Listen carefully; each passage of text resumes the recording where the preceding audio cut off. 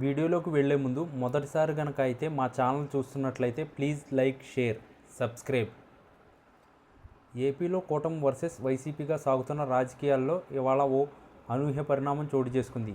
అది అసెంబ్లీ సమావేశాల వేదికగా అసెంబ్లీలో వైసీపీపై విమర్శలు చేసే క్రమంలో జగన్ను టార్గెట్ చేస్తూ బీజేపీ ఎమ్మెల్యే కామినేని శ్రీనివాస్ చేసిన వ్యాఖ్యలు.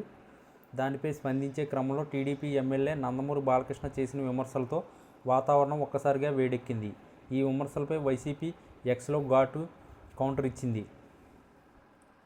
ముందుగా అసెంబ్లీలో బీజేపీ ఎమ్మెల్యే కామినేని శ్రీనివాస్ మాట్లాడుతూ అప్పట్లో సీఎంగా ఉన్న జగన్ సినీ పరిశ్రమను తన వద్దకు ఎలా రప్పించుకున్నారో వివరించే క్రమంలో చిరంజీవిని ఇందులోకి లాగారు. చిరంజీవిని రప్పించుకుని అవమానించారని, ఆ తర్వాత చిరంజీవి ఒత్తిడి చేసే జగన్ దిగొచ్చారంటూ వ్యాఖ్యానించారు.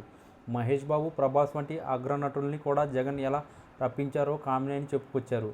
అలా అప్పట్లో సీన్ బై సీన్ ఎలా ఏం జరిగిందో అసెంబ్లీలో కామినేని సక్రమంగా వివరించారు. అయితే ఇందులో చిరంజీవి గట్టిగా చెప్తే జగన్ దిగి వచ్చారంటూ కామినేని చేసిన వ్యాఖ్యలు బాలయ్యకు ఆగ్రహం తెప్పించాయి. దీనిపై కామినేని మాట్లాడడం పూర్తి కాగానే లేచి బాలయ్య ఆ వ్యాఖ్యలు అబద్ధమని సభలో తేల్చి చెప్పేశారు. అప్పట్లో సైకో జగన్ దగ్గరికి ఎవరో బలవంత పెడితేనే చిరంజీవి రాలేదని, ఇండస్ట్రీ తరపునే వచ్చారంటూ వెల్లడించారు. అయితే బాలయ్య జగన్ను సైకోతో అని విమర్శించడం వివాదాస్పదమైంది. దీనిపై వైసీపీ ఎక్స్లో ఘాటుగా స్పందించింది. బాలయ్యకు గతాన్ని గుర్తు చేసింది. ఎవడ్రా బాలయ్య పేరెత్తకుండానే ఆయన గతాన్ని గుర్తు చేస్తూ ట్వీట్ చేసింది.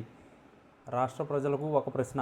తన ఇంట్లో ఒక సినిమా నిర్మాతపై, తన ఆస్థాన జ్యోతిష్యుడిపైన తుపాకీతో కాల్పులు జరిపింది ఎవరు? ఈ కేసు నుంచి తప్పించుకోవడానికి తనకు మానసిక స్థితి బాగోలేదంటూ మెంటల్ సర్టిఫికేట్ తెచ్చుకున్నది ఎవరు? అంటూ వైసీపీ ప్రశ్నలు గుప్పించింది. ఇవి బాలయ్యను ఉద్దేశించి చేసిన ప్రశ్నలన్నీ అందరికీ అర్థమైపోతుంది.